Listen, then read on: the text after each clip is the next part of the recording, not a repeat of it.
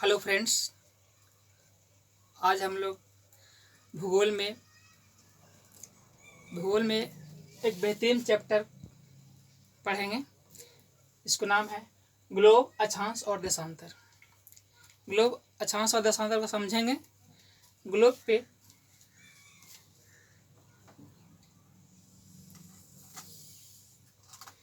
एक ग्लोब है। ग्लोब पे हम लोग पहले अक्षांश के बारे में समझेंगे।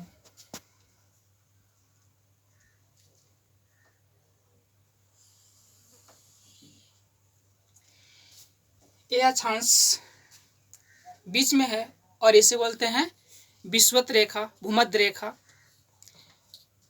इसे विषुवत रेखा और भूमध्य रेखा बोला जाता है। यह 0 डिग्री पर है। कितना डिग्री पर है? 0 डिग्री पर। विषुवत रेखा का ऊपर नॉर्थ पोल तथा विषुवत रेखा के नीचे साउथ पोल बोला जाता है, यानी उत्तरी अक्षांश और दक्षिणी अक्षांश। विषुवत रेखा के ऊपर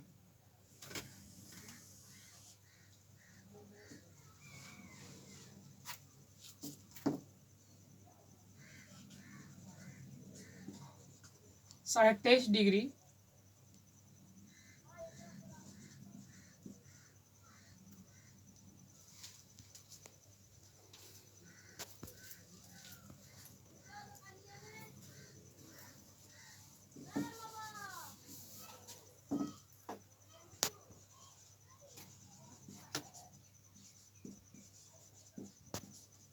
कर्क रेखा एवं विषुवत रेखा के नीचे यानी दक्षिणी गोलार्ध में 23.5 डिग्री मकर रेखा है।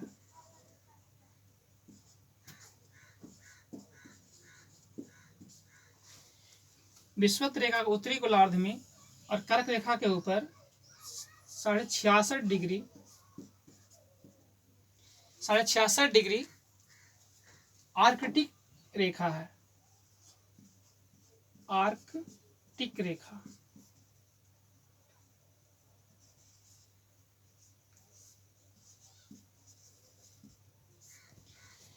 विषुवत रेखा के नीचे और मकर रेखा के नीचे यानी दक्षिणी गोलार्ध में 66.5 डिग्री अंटार्कटिक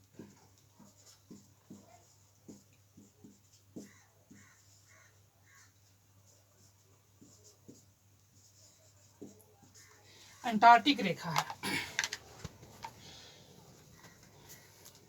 विषुवत रेखा एक गोलार्ध में विषुवत रेखा जो है बीच में है। ये विषुवत रेखा है।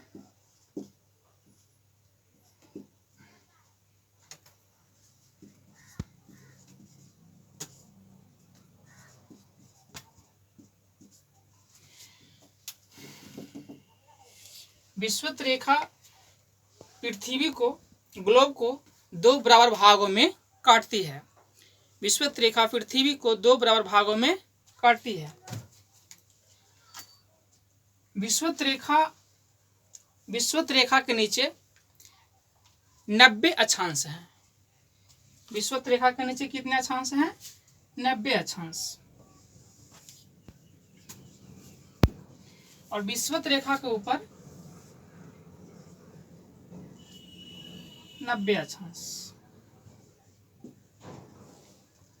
विषुवत रेखा के ऊपर 90 अक्षांश तथा विषुवत रेखा के नीचे यानी उत्तरी गोलार्ध में 90 अक्षांश और दक्षिणी गोलार्ध में 90 अक्षांश। दोनों को जोड़ देते हैं तो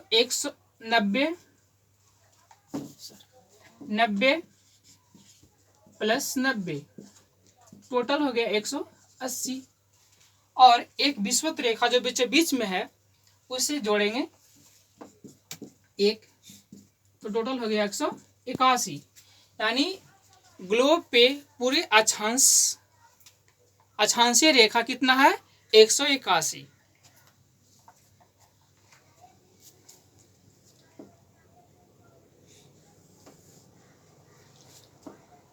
विषुवत रेखा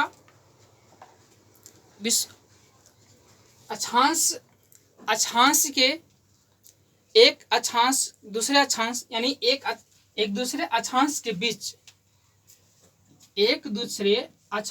बीच को कटिबंध बोला जाता है। क्या बोला जाता है? कटिबंध।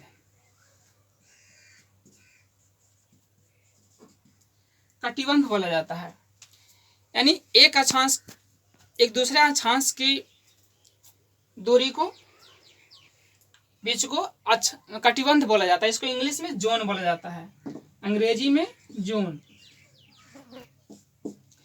क्या बोलेंगे? अंग्रेजी में जोन बोलेंगे, हिंदी में कटिबंध बोलेंगे। अगर क्वेश्चन पूछे कि अक्षांश के बीच की दूरी को क्या बोला जाता है, तो क्या बोला जाता है? कटिबंध। अब हम लोग जानेंगे अक्षांश के बीच की दूरी कितना होता है। एक दूसरे अक्षांश के बीच की दूरी कितना होता है? तो 111.13 किलोमीटर। कितना होता है? 111.13 किलोमीटर। ठीक है, हम लोग समझ गए। ग्लोब के बीच में जो रेखा है, जो पृथ्वी को दो भागों में बांटती है, उसे विषुवत रेखा कहते हैं। विषुवत रेखा के ऊपर कर्क रेखा है। कर्क रेखा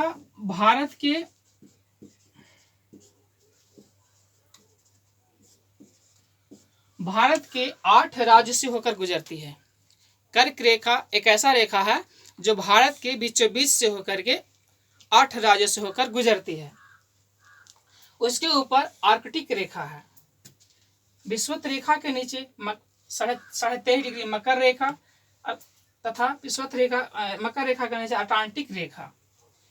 टोटल अक्षांश रेखा कितना हो गया? 181। 90 + 90 + 1 + 1 बराबर 181। अब हम लोग समझेंगे अक्षांश समझ गए, अब समझेंगे देशांतर। देशांतर रेखा जो है, देशांतर रेखा है जो बीच से होकर गुजरा है।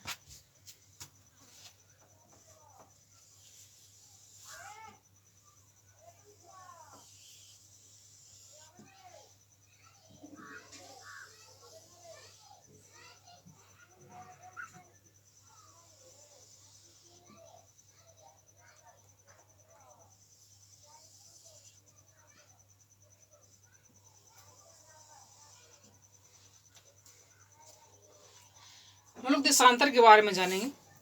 देशांतर समय को इसमें देशांतर को हम समय निकालने के लिए उपयोग करते हैं। देशांतर का जो बीचों बीच का रेखा 0 डिग्री से लिया गया है, ये लंदन से लिया गया है। कहाँ से लिया गया है? लंदन से, लंदन के ग्रीनविच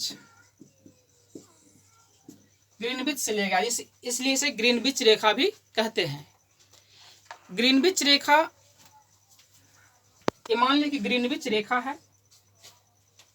इसके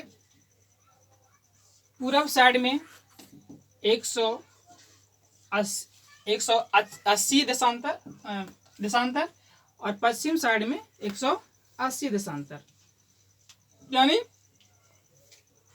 0 डिग्री के पूर्व में 180 और पश्चिम में 180। और टोटल देशांतर रेखा को जोड़ दें तो हो जाता है 360 देशांतर, यानी टोटल देशांतर रेखा 360 है। देशांतर रेखा विषुवत रेखा पर दूरियां सबसे ज्यादा होती है। देशांतर रेखा की दूरी विषुवत रेखा पर दूरी सबसे ज्यादा होती है। यहाँ पे इसका दूरी 111.32 किलोमीटर होता है। देशांतर रेखा के बीच में दूरी यानी विषुवत रेखा पर दूरी 111.13 किलोमीटर होती है। देशांतर के बीच को दूरी, देशांतर के मध्य के बीच, मतलब मध्य बीच की दूरी को क्या कहा जाता है? गोरी कहा जाता है। गोरी कहा जाता है। देशांतर के बीच की दूरियों को क्या कहा जाता है? बोरे कहा जाता है। कई एग्जाम में पूछा भी गया है।